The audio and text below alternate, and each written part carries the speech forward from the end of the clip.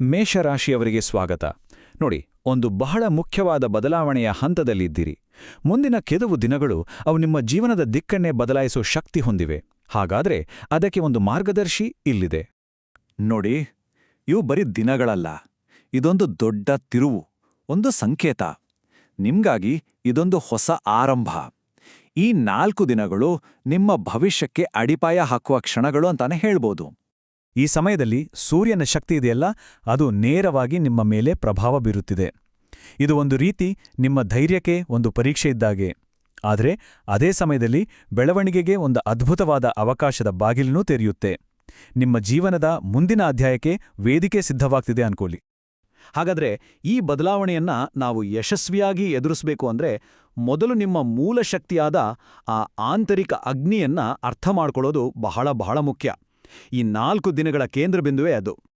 ನೋಡಿ, ಮೇಷರಾಶಿಯವರ ಅಗ್ನಿತತ್ವ ಅಂದ್ರೆ ಅದು ಕೇವಲ ಧೈರ್ಯ ಅಂತಲ್ಲ, ಅದು ನಿಮ್ಮೊಳಗಿನ ಆ ಮುನ್ನುಗ್ಗುವ ಚೈತನ್ಯ, ಕತ್ತಲೆಯನ್ನ ಭೇದಿಸುವ ಬೆಳಕು. ಈ ಶಕ್ತಿಯನ್ನ ನೀವು ಹೇಗೆ ಬಳಸ್ಕೊಳ್ತೀರಿ ಅನ್ನೋದರ ಮೇಲೇನೆ ಮುಂದಿನ ದಿನಗಳ ಯಶಸ್ಸು ನಿಂತಿರೋದು. ಇಲ್ಲಿ ಒಂದು ತುಂಬಾನೇ ಕುತೂಹಲಕಾರಿ ವಿಷಯ ಇದೆ. ನಿಮ್ಮ ಧೈರ್ಯ, ನಾಯಕತ್ವ, ಉತ್ಸಾಹ ಇದೆಲ್ಲ ನಿಮ್ಮ ದೊಡ್ಡ ಶಕ್ತಿ ಅಲ್ವಾ?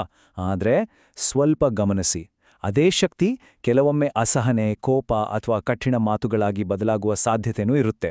ಅಂದ್ರೆ ನಿಮ್ಮ ಅತಿದೊಡ್ಡ ಶಕ್ತಿಯೇ ನಿಮ್ಮ ಅತಿದೊಡ್ಡ ಸವಾಲು ಕೂಡ ಆಗ್ಬೋದು. ಹಾಗಾದ್ರೆ ಈ ಆಂತರಿಕ ಅಗ್ನಿಯನ್ನ ವಿನಾಶಕಾರಿಯಾಗಲು ಬಿಡದೆ ಅದನ್ನ ಯಶಸ್ಸಿನ ಒಂದು ಸಾಧನವಾಗಿ ಬಳಸ್ಕೊಳ್ಳೋದು ಹೇಗೆ? ಬನ್ನಿ, ನಿಮ್ಮ ವೃತ್ತಿ, ಹಣಕಾಸು ಮತ್ತು ಸಂಬಂಧಗಳಲ್ಲಿ ಇದಕ್ಕೆ ಉತ್ತರ ಹುಡುಕೋಣ. ಮೊದಲಿಗೆ ವೃತ್ತಿ ಮತ್ತು ಆರ್ಥಿಕ ಭವಿಷ್ಯದ ಕಡೆ ಗಮನ ಕೊಡೋಣ. ಇಲ್ಲಿ ಪ್ರತಿಯೊಂದು ಹೆಜ್ಜೆಯನ್ನು ಸ್ವಲ್ಪ ಎಚ್ಚರಿಕೆಯಿಂದ ಇಡಬೇಕಾಗುತ್ತೆ. ವೃತ್ತಿ ಜೀವನದಲ್ಲೇ ನಿಮ್ಮ ಉತ್ಸಾಹ ಖಂಡಿತ ಒಳ್ಳೆ ಫಲ ಕೊಡುತ್ತೆ. ಹೊಸ ಪ್ರಾಜೆಕ್ಟ್ಗಳು ಬೇಗ ತಗೋಬೋದು, ಮೇಲಧಿಕಾರಿಗಳಿಂದ ಪ್ರಶಂಸೆ ಕೂಡ ಸಿಗಬಹುದು. ಆದರೆ ಒಂದು ವಿಷಯ ನೆನಪಲ್ಲಿಡಿ, ನಿಮ್ಮ ಅಗ್ನಿಯನ್ನ ಮಾತುಗಳಲ್ಲಿ ನಿಯಂತ್ರಿಸಬೇಕು. ನಿಮ್ಮ ಸಂವಹನ ಅದೇ ಇಲ್ಲಿ ಯಶಸ್ಸಿನ ಕೀಲಿಕೈ. ಇನ್ನು ಹಣಕಾಸಿನ ವಿಚಾರಕ್ಕೆ ಬಂದ್ರೆ ಸಣ್ಣಪುಟ್ಟ ಲಾಭಗಳು, ಬಾಕಿ ವಸೂಲಾತಿಯಾಗೋ ಸಾಧ್ಯತೆ ಇದೆ. ಆದರೆ ನಿಮ್ಮ ಸಹಜವಾದ ಆತುರದ ಸ್ವಭಾವ ಇದೆಯಲ್ಲ, ಅದು ದೊಡ್ಡ ಹೂಡಿಕೆಗಳ ವಿಷಯದಲ್ಲಿ ಸ್ವಲ್ಪ ಅಪಾಯಕಾರಿ ಆಗಬಹುದು. ಸೊ ಯಾವುದೇ ಒಪ್ಪಂದಕ್ಕೆ ಸಹಿ ಹಾಕೋ ಮುಂಚೆ ದಯವಿಟ್ಟು 1ಕ್ಕೆ 2 ಬಾರಿ ಪರಿಶೀಲಿಸಿ. ಇದು ತಾಳ್ಮೆಯಿಂದ ಇರಬೇಕಾದ ಸಮಯ. ಸರಿ, ವೃತ್ತಿ ಜೀವನದಿಂದ ಹೊರಬಂದು ಈಗ ನಮ್ಮ ಜೀವನದ ತುಂಬಾನೇ ಸೂಕ್ಷ್ಮವಾದ ಭಾಗ ಅಂದ್ರೆ ಸಂಬಂಧಗಳ ಕಡೆ ನೋಡೋಣ. ಇಲ್ಲಿ ನಿಮ್ಮ ಶಕ್ತಿಗೆ ಒಂದು ಮೃದುವಾದ ಸ್ಪರ್ಶ ಬೇಕಾಗತ್ತೆ. ಮೇಷರಾಶಿಯವರೇ, ನಿಮ್ಮ ನೇರ ನುಡಿ, ಪ್ರಾಮಾಣಿಕತೆ ನಿಜಕ್ಕೂ ಅದೊಂದು ವರದಾನ. ಆದ್ರೆ ಈ ಸಮಯದಲ್ಲಿ ನಿಮ್ಮ ಮಾತುಗಳು ನಿಮ್ಗೆ ಗೊತ್ತಿಲ್ಲದ ಹಾಗೇನೆ ಸ್ವಲ್ಪ ಕಠೋರವಾಗಿ ಕೇಳಿಸಬಹುದು.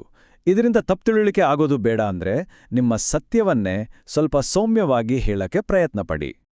ಹಾಗಾದ್ರೆ ಈ ಸಾಮರಸ್ಯವನ್ನ ಕಾಪಾಡಿಕೊಳ್ಳೋದು ಹೇಗೆ? ನೋಡಿ, ತುಂಬಾ ಸಿಂಪಲ್. ಮೊದಲು ನಿಮ್ಮ ಫಸ್ಟ್ ರಿಯಾಕ್ಷನ್ ಅದನ್ನ ಕಂಟ್ರೋಲ್ ಮಾಡಿ. ಆಮೇಲೆ ಪ್ರಜ್ಞಾಪೂರ್ವಕವಾಗಿ ಮೃದುವಾಗಿ ಮಾತಾಡಿ. ಮತ್ತೆ ಕೆಲವೊಮ್ಮೆ ಸಂಬಂಧವನ್ನ ಸರಿಪಡಿಸೋಕೆ ಮೊದಲ ಹೆಜ್ಜೆಯನ್ನ ನೀವೇ ಇಡಬೇಕಾಡುತ್ತೆ. ನಿಮ್ಮ ಕುಟುಂಬ ಮತ್ತು ಸ್ನೇಹಿತರ ಜೊತೆ ವ್ಯವಹರಿಸುವಾಗ ಹಿರಿಯರ ಸಲಹೆ ಪಡೆಯೋದು ನಿಮಗೆ ಒಂದು ರೀತಿ ಶಕ್ತಿ ಕೊಡುತ್ತೆ. ಆದ್ರೆ ಕೊನೆಗೆ ನಿಮ್ಮ ಸ್ವಂತ ನಿರ್ಣಯವನ್ನ ನಂಬಿ. ನಿಮ್ಮ ಸೀಕ್ರೆಟ್ಸ್ಗಳನ್ನ ಯಾರ ಜೊತೆ ಹಂಚ್ಕೊಳ್ತಿದ್ದೀರಿ ಅನ್ನೋದ್ರ ಬಗ್ಗೆ ಸ್ವಲ್ಪ ಜಾಗರೂಕರಾಗಿರಿ. ಸರಿ, ಇಷ್ಟೆಲ್ಲಾ ಶಕ್ತಿಯನ್ನ ಸರಿಯಾಗಿ ಮ್ಯಾನೇಜ್ ಮಾಡಕ್ಕೆ ನಿಮ್ಮ ದೇಹ ಮತ್ತು ಆತ್ಮಕ್ಕೆ ಇಂಧನ ಬೇಕೇ ಬೇಕು ಅಲ್ವಾ? ನಿಮ್ಮ ಆರೋಗ್ಯ ಮತ್ತು ಆಧ್ಯಾತ್ಮಿಕ ಯೋಗಕ್ಷೇಮವೇ ಆ ಚೈತನ್ಯದ ಮೂಲ. ಈ ತೀವ್ರವಾದ ಸೌರಶಕ್ತಿ ಕೆಲವೊಮ್ಮೆ ತಲೆನೋವು, ಸುಸ್ತು ಈ ತರಹದ ದೈಹಿಕ ಲಕ್ಷಣಗಳನ್ನ ತೋರಿಸ್ಬೋದು.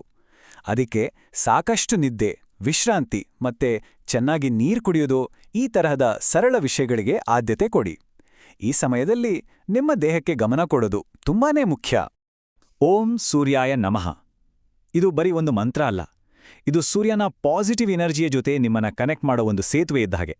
ಇದನ್ನ ಪಠಿಸೋದ್ರಿಂದ ನಿಮ್ಮೊಳಗಿನ ಶಕ್ತಿ ಜಾಗೃತವಾಗಿ ಮನಸ್ಸಿಗೆ ಒಂದು ಸ್ಪಷ್ಟತೆ ಸಿಗುತ್ತೆ. ಇನ್ನೂ ಸಮತೋಲನವನ್ನ ಕಾಪಾಡಿಕೊಳ್ಳೋಕೆ ಪ್ರತಿದಿನ ಸೂರ್ಯ ನಮಸ್ಕಾರ, ಮನಸ್ಸನ್ನ ಶಾಂತವಾಗಿಡೋಕೆ ಪ್ರಾಣಾಯಾಮ, ಮತ್ತೆ ಮಂಗಳವಾರ ಹನುಮಾನ್ ದೇವಸ್ಥಾನಕ್ಕೆ ಭೇಟಿ ಕೊಡೋದು. ಈ ಸರಳ ಅಭ್ಯಾಸಗಳು ನಿಮ್ಮ ಆಂತರಿಕ ಶಕ್ತಿಯನ್ನ ಸ್ಥಿರವಾಗಿಡೋಕೆ ತುಂಬಾ ಸಹಾಯ ಮಾಡ್ತವೆ. ನಾವು ವೃತ್ತಿ, ಸಂಬಂಧ, ಆರೋಗ್ಯ ಎಲ್ಲದರ ಬಗ್ಗೆ ಮಾತಾಡಿದೀವಿ. ಈಗ ಇದೆಲ್ಲವನ್ನು ಒಟ್ಟುಗೂಡಿಸಿ ಯಶಸ್ಸಿನ ಹಾದಿಯನ್ನ ನಿರ್ಮಿಸೋದು ಹೇಗೆ ಅಂತ ನೋಡೋಣ. ನೋಡಿ, ಎಲ್ಲದರ ಸಾರಾಂಶ ಇಷ್ಟೇ. ನಿಮ್ಮೊಳಗಿನ ಆ ಅಗ್ನಿಶಕ್ತಿಯನ್ನ ಒಂದು ಸಕಾರಾತ್ಮಕ ದಿಕ್ಕಿನಲ್ಲಿ ಹರಿಸಿದ್ರೆ ವಿಜಯ ಖಂಡಿತ ನಿಮ್ಮುಂದೆ ಬಂದು ನಿಲ್ಲುತ್ತೆ. ಇದೇ ಈ ಸಮಯದ ಅಂತಿಮ ಸತ್ಯ. ಹಾಗಾದ್ರೆ ಕೊನೆಯದಾಗಿ ನೆನ್ಪಿಡ್ಬೇಕಾದ ಪ್ರಮುಖ ಅಂಶಗಳು ಯಾವುವು? ಮೊದಲನೇದಾಗಿ ನಿಮ್ಮ ಮನಸ್ಥಿತಿ. ಕೋಪ ಮತ್ತು ಅಸಹನೆಯನ್ನ ಕಂಟ್ರೋಲ್ ಮಾಡಿ. ಎರಡನೇದು ನಿರ್ಧಾರಗಳು. ಏನೇ ಮಾಡೋ ಮೊದಲು ಒಂದಕ್ಕೆ 2 ಬಾರಿ ಯೋಚಿಸಿ. ಮೂರನೇದು ಸಂಬಂಧಗಳು. ಮೃದುತ್ವ ಮತ್ತು ಸಹಾನುಭೂತಿಯನ್ನ ಅಭ್ಯಾಸ ಮಾಡಿ. ಮತ್ತೆ ಎಲ್ಲಕ್ಕಿಂತ ಮುಖ್ಯವಾಗಿ ಈ ಬ್ರಹ್ಮಾಂಡಕ್ಕೆ ಒಂದು ಪ್ಲಾನ್ ಇದೆ ಅಂತ ನಂಬಿ. ಕೇವಲ 4 ದಿನಗಳು.